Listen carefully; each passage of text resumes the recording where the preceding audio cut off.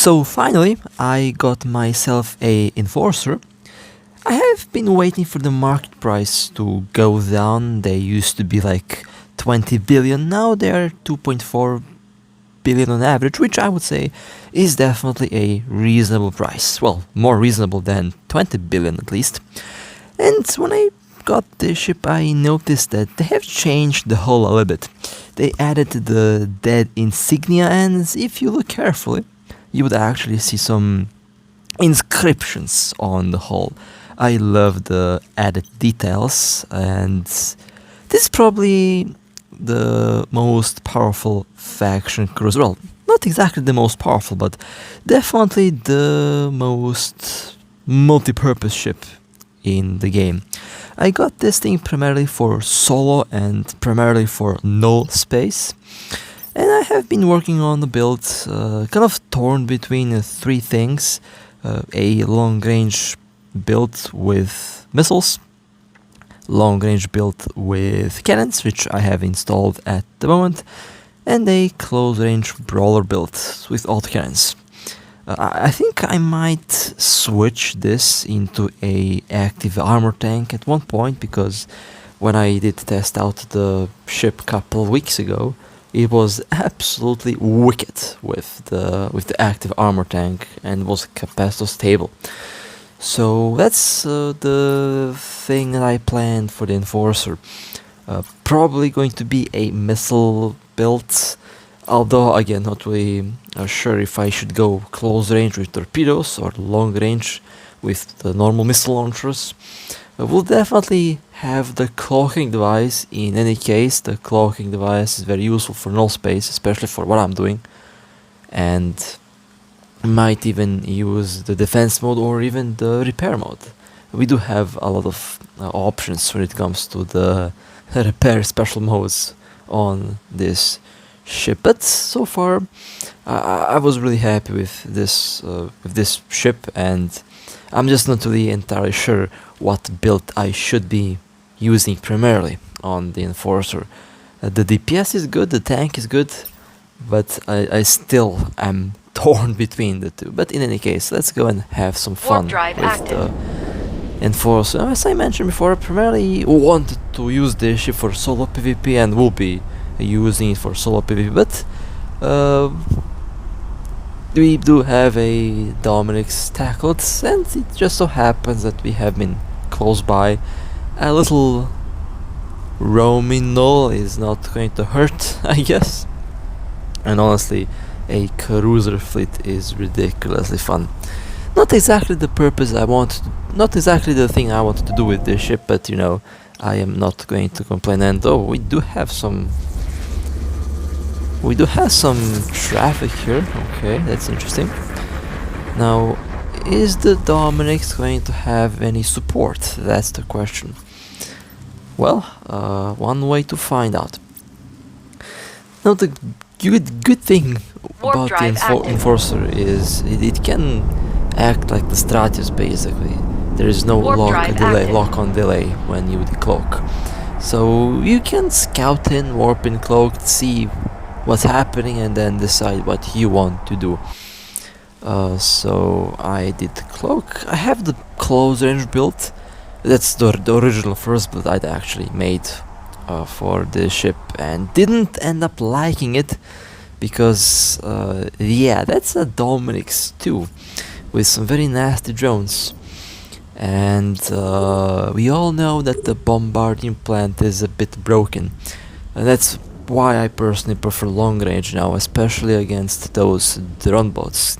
Gives me enough time to click on the damage control, and it does give me enough time to warp out if needed. The damage control lasts 21 seconds, by the way, which is the highest we have seen on a cruiser so far. And I'm slowly approaching and waiting for my friend in the Fiend to land. I would actually prefer the Fiend to take the hits, because the Fiend is definitely a tanky ship, and the Fiend has the defense mode.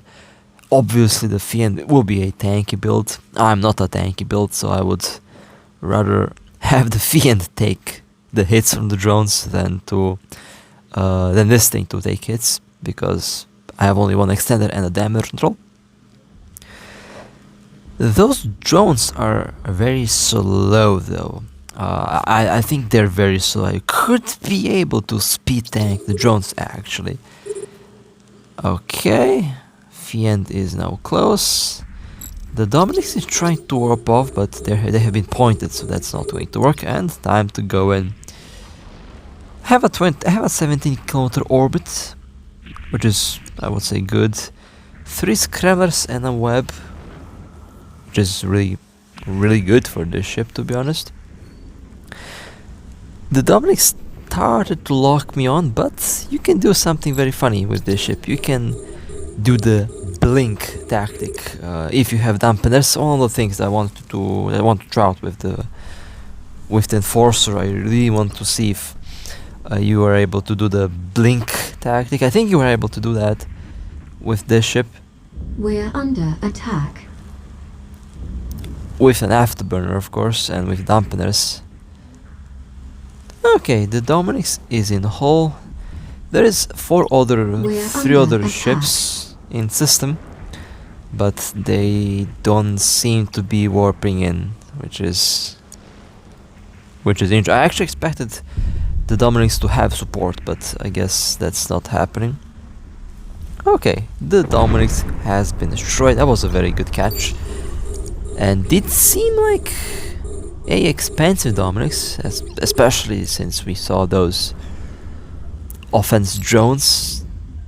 I'm not really sure how much they cost. They definitely should be quite pricey. In any case, there goes the pod, and let me burn out of the bubble in case more ships come in. Let's take a look at what we have destroyed. Oh, 3.9, almost a 4 billion ISK Dominix 2, and okay, 2 of the expensive drones did drop. That was a good catch. That was a good catch. Well, nothing else seems to be warping in, so that means, yeah, time for us to return to our original position. Maybe we do get more ships coming in, and this is practically the reason why I swapped later to the long range build, because I just prefer long range nowadays with cannons. Very few ships I use with a close range build, at least with cannons nowadays. That doesn't mean that the autocannons are bad. I just prefer long range nowadays, especially with the barrage implant. And most of the builds that I use nowadays simply seem to work better with a long range build. Now we have a Hurricane Guardian. Initially I actually thought it was a logistic Hurricane. That's what I saw when I warped in the first time here. But later I realized, oh, that's not a Logi. That's actually a Guardian. And as we all know, Guardians tend to be very tanky. They have the potential to be ridiculous tanky, and this one is one such example of a very tanky ship. So initially I thought that I was just out of range. Well, it turns out not to be the case. That thing is really tanky. We are barely scratching the shield, but we do have a battleship that landed, so that might improve the speed of the shield's deletion. But yeah, the Guardians are definitely very interesting troll ships. Logistics are also potentially very good combat ships. I do have a bunch of Guardians, but I don't particularly use them because I don't usually need to fly those ships. Usually I fly DPS or something tanky or in between, but I haven't been flying a Guardian or a Logistic that often. Well, the shield of the Hurricane has been deleted, and now we are working into the armor again. Still, as we can see, that's a very tanky ship. And it was destroyed.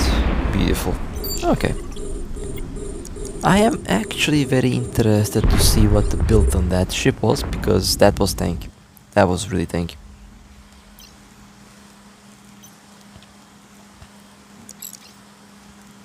Okay, let's see what we have destroyed here. 1.7 billion, that's a decent build actually. Command burst modules, warp core optimizers, that's not even a full tanky build by the way. So that ship can technically be even tankier. That's pretty interesting. Okay, let's go to the Stratius. After all, I was actually torn between the Stratius or the Enforcer for null space.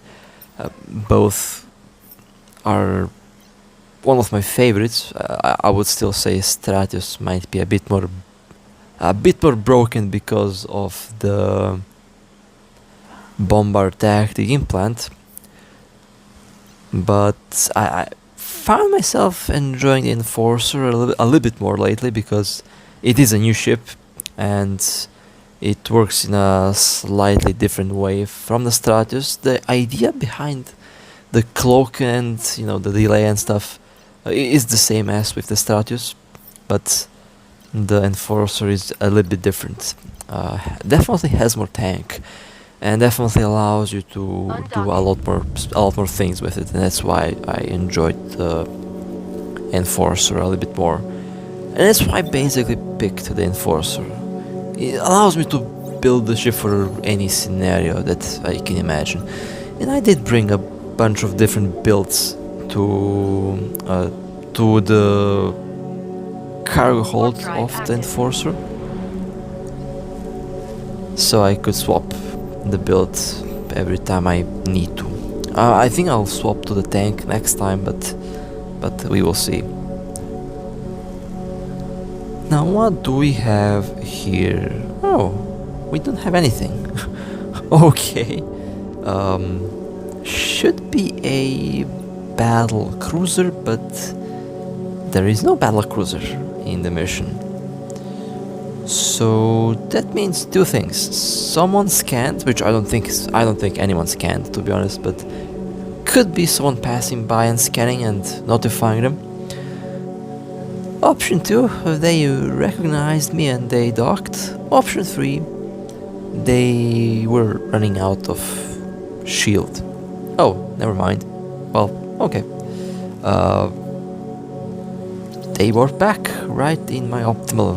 Lovely. We're under attack. Scrambled, and now let me orbit at 0. We're under attack. And of course, focusing fire. I am being shot by pretty much every ship that you see here. I love when the storyline mission ships decide to make your ship the primary target, even though I'm not even the closest one to the battlecruiser, but okay.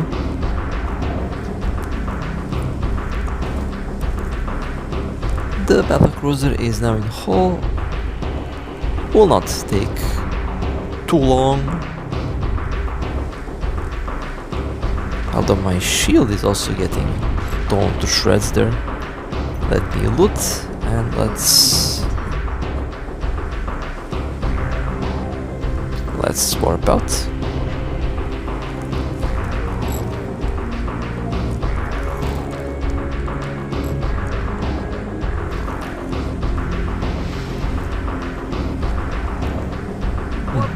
Some decent loot drops, I would say. Some C-type blasters. They are kind of expensive on the market right now.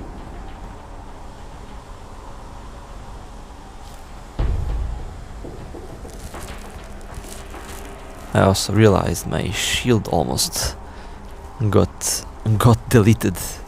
That's fine. After all, the Stratus is a armor tank. Let's take a look. 141 million, not bad, not bad. A good catch. Oh, a integrated battlecruiser, okay. Well, definitely a good catch. Could have been a better loot drop, but you know me, I don't really complain much about the loot drops. And speaking of the Enforcer, we do have a Enforcer as the next target here. And you're about to see why these ships are... I mean, they're good ships, but they are definitely on the more expensive side of things. Definitely more on the expensive side of things.